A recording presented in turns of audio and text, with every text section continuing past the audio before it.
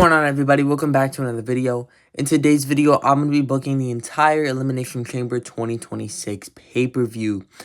I'm going to start off with the two women's matches, then I'm going to get into what I think is going to be in the box, and then I'm going to wrap things up with the two men's matches. I'll start off straightforward with AJ Lee versus Becky Lynch for the Women's Intercontinental Championship. I personally booked this so I end in DQ or a double countout because I'd want them to ultimately have their, big blow-off match at WrestleMania in which AJ Lee would capture the Women's Intercontinental Championship. I've seen some people say that AJ is just going to capture the championship at Chamber because she can't go past, WrestleMania with the championship because of her part-time schedule. I personally wouldn't go that route. I just have it end in a double countout or disqualification and have AJ get it at WrestleMania. Whatever happens after, happens. It really doesn't matter. I just think it'd be a better moment for AJ to capture the championship at Mania. Now on to the Women's Elimination Chamber match. The participants are going to be Alexa Bliss, Rhea Ripley, Tiffany Stratton, Asuka, Kiana James, and Raquel Rodriguez. Right off the bat, I'd eliminate the last three people I said. Raquel can be kind of interesting because, she might want to go after Stephanie Vaquer, but I wouldn't go that route. And then Asuka and Kiana James really makes no sense. Tiffany Stratton can be cool. I know they can have, a good match. They just haven't yet because SummerSlam, their match was cut off short. And then at Saturday night's main event, Tiffany Stratton was injured. So they really haven't had a really good match yet. And I know they are capable of having one. So having Tiffany win and having them have a match at Mania can be kind of interesting. But I actually wouldn't go that route. I'd have it come down to Alexa Bliss and Rhea Ripley. Rhea Ripley and Jade Cargill has been a dream match for a while since Jade Cargill honestly came to the WWE. It's been a dream match and be really good. But personally, I'd want Rhea in either this tag division or just have her face Io Sky one-on-one. So I'm actually going to go with Alexa Bliss to win this one. And I think it'd be very interesting. Even Alexa versus Jade Cargill one-on-one is pretty good. And that'd create tension with Charlotte Flair. But I'd want a triple threat because I know that triple threat will be an amazing match. And still can create tension between Alexa and Charlotte. And if either one of them, Charlotte or Alexa, walks out with that championship, the other one is not going to be too happy. And honestly, Alexa and Charlotte have had the main storyline for the women's division on SmackDown. So to have them with the, women's championship at WrestleMania is a pretty big deal. And I think they honestly deserve it. And, Alexa Bliss, I think, is very capable of pinning Rhea Ripley. Alexa Bliss is very established, and she's been a top star in the women's division. So she can totally pin Rhea Ripley, and I think that's fine. So I'd go with Alexa Bliss to win the Elimination Chamber. Now we get to move on to something which is very, very interesting. We have this mystery crate that's been popping up on WWE television, and it's been announced that at the Elimination Chamber, Adam Pearce and Nick Aldis are both going to open it up. Now, what could this possibly be? If I'm booking this, I'm definitely not having it be a person. I just think that's extremely dumb. I don't even think having it be like a Chris Jericho jacket that's just a terrible way to tease him coming back. The only person that this could possibly be is Danhausen, and I personally wouldn't have him debut in the main roster. If I was booking it, I'd have this crate pop up on NXT and have Danhausen pop up out of it on Stand and Deliver or something. But obviously, it's on the main roster, and it's announced that Nick Aldis and Adam Pearce are going to be opening it up. And I just book it to be the draft podium. Just say that the draft is returning 2 weeks after WrestleMania. And just keep it like that, plain and simple. I think it could be cool if it's maybe like the Andre the Giant More about a Royal Trophy. Not necessarily cool, but, that's like acceptable. But I'm not booking it. I wouldn't book it that way. I don't think that's a cool way. Like, it's not even a big deal to return that. Like, I think the last time he did it was 2024 and Carmelo Hayes won it. So I guess they just missed out on it last year, but it's really not a big deal, to be honest. Maybe it was last year, but the Andre the Giant Memorial Battle Royal Trophy is just not that important to me. So I'd have it be the draft and just return the draft. So that's how I'd book it. Switching things over to the World Heavyweight Championship, the hometown hero CM Punk is going to be defending against Finn Balor for the World Heavyweight Championship. We've seen this match before. It was absolutely fantastic. So I expect nothing less this time around. And this is a tricky one, man, because if it's not Roman Reigns that's going to be beating CM Punk at WrestleMania, it should really be Finn Balor, and they shouldn't be wasting this match, which is really why I think Roman Reigns is going to win at WrestleMania, and he really should win, to be honest. After everything doing Finn Balor, man, Roman Reigns has to be the one, because Finn Balor deserves winning the World Heavyweight Championship, and right now is like the absolute worst time to give it to him, because right now you want CM Punk to look strong going into the biggest match of his career defending against Roman Reigns. So CM Punk has to win. It's just, how they're going to do it. If I was doing it, I would have Dominic Mysterio, and I know, Finn Balor didn't want them to get involved, but I would just have Dominic Mysterio and JD McDonough ringside, right? Nothing too crazy happens, and I'd actually have CM Punk beat Finn Balor clean. I'm not even the biggest CM Punk fan. I'm a huge Finn Balor fan, but this is just feels like the way that they have to do it. I have CM Punk beat Finn Balor clean, and just have Dominic Mysterio and JD McDonough ringside, or maybe just front row watching. Post-match, have CM Punk, celebrating with the championship, and he leaves the ring. Have Finn Balor sitting in the ring upset. Not too mad at Dom and JD, but kind of upset at them, but not too crazy because he didn't do anything. And then I'd have Finn Balor stand up against the ropes, and then I'd have Dominic Mysterio low blow Finn Balor and hit him with the Intercontinental Championship to set up their match at WrestleMania 42. If Finn's not going to be world champ and if he's not going to be involved in the world title scene, he has to fight Dominic Mysterio and get the Intercontinental Championship at WrestleMania 42. Have Dominic Mysterio as the biggest heel in the company. Finn Balor is the biggest face. That's the absolute best way to do this. JD McDonough maybe in the middle. Maybe JD McDonough could be special guest referee. In this moment, like I said, I have Dom low blow him, hit him with the championship. I have JD just shocked standing there.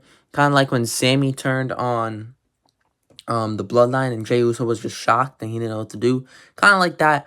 I feel like Judgment Day needs to split up. They've had to split up for a while, and Elimination Chamber is the time and place to do that and set up their match, Dom and Finn Balor at WrestleMania 42. And they can really make Finn Balor the most over face in the company and make Dom just the absolute biggest heel and scumbag. And that'd be really, really cool, to be honest with you.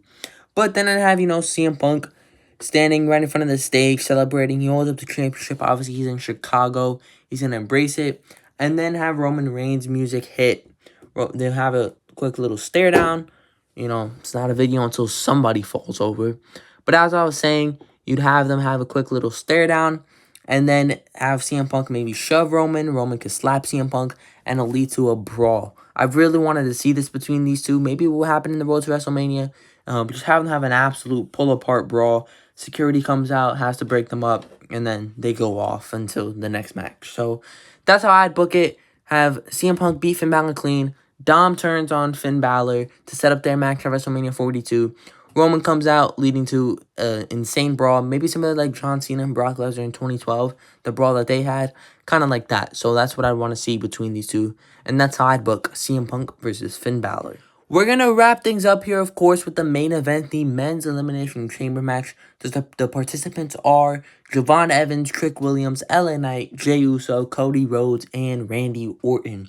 I'd have Cody, Randy, and Javon enter into the pods.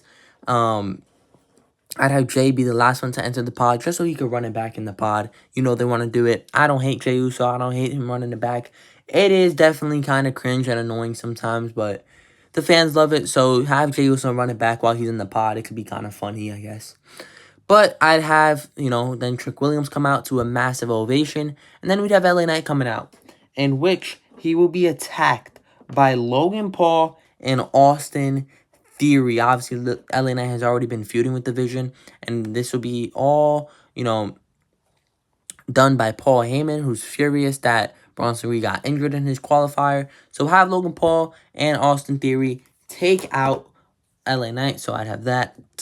And then obviously, he's going to need a replacement into the match. So I'd have, let me just stand these guys up real quick because, somebody has to fall over every single video. That's just how it works by now.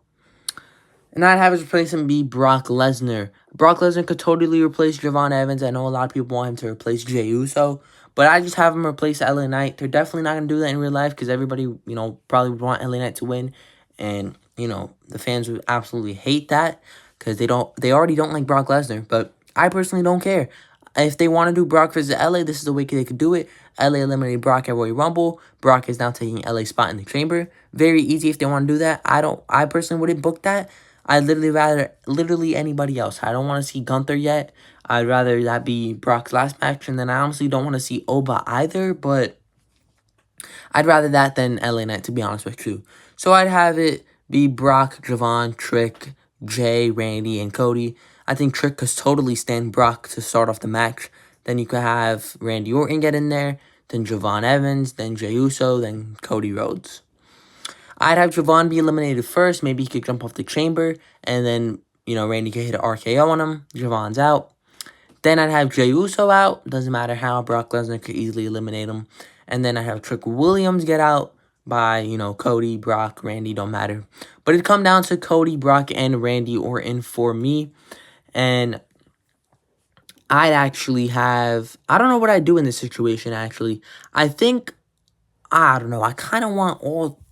Oh, man. I think there's an easy case for all three of these guys to kind of be in the final two. But the way I do it, I honestly don't want Cody and Randy to be the final two. They're just going to keep on teasing that match, and it's never going to happen. I really wanted it to happen this year. You know, maybe one of them wins the title back before Mania and the other wins the Chamber. I don't know. But I think I'd have Brock Lesnar hit an F5 on Randy, and Cody can take advantage and roll up Randy. 1, 2, 3, Randy is eliminated.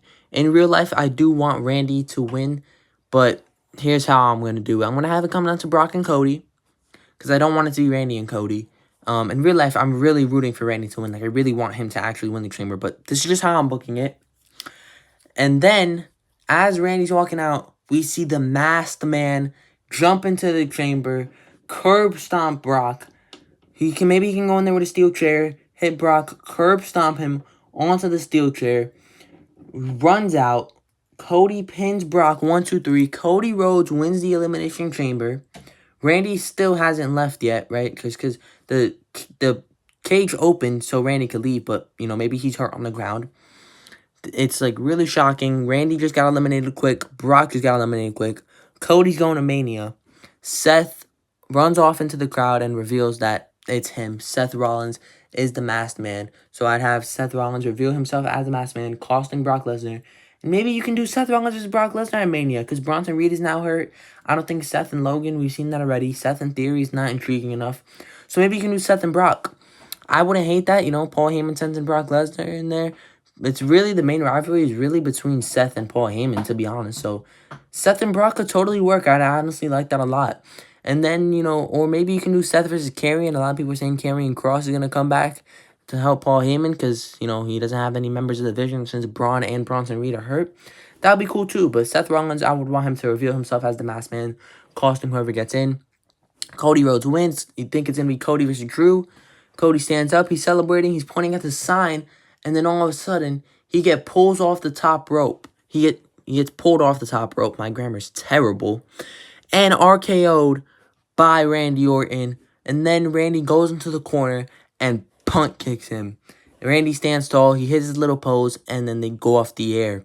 Last year at Chamber, it was John Cena that had the big heel turn. This year, it's Randy Orton to set up ultimately a big fatal four-way between Jacob Fatu, Randy Orton, Cody Rhodes, and Drew McIntyre at WrestleMania. And that, ladies and gentlemen, is how I would book the entire Elimination Chamber 2026 pay-per-view. Let me know your thoughts on how I booked it in the comments below. Let me know how you would book it and who you want to see win both the men's and women's Elimination Chamber match down in the comments below. But if you enjoyed this video, I'd really appreciate it if you liked and subscribed. But that's going to do it from me, and I'll see you guys in the next video. Bliss, highly favored. Bliss, highly favored.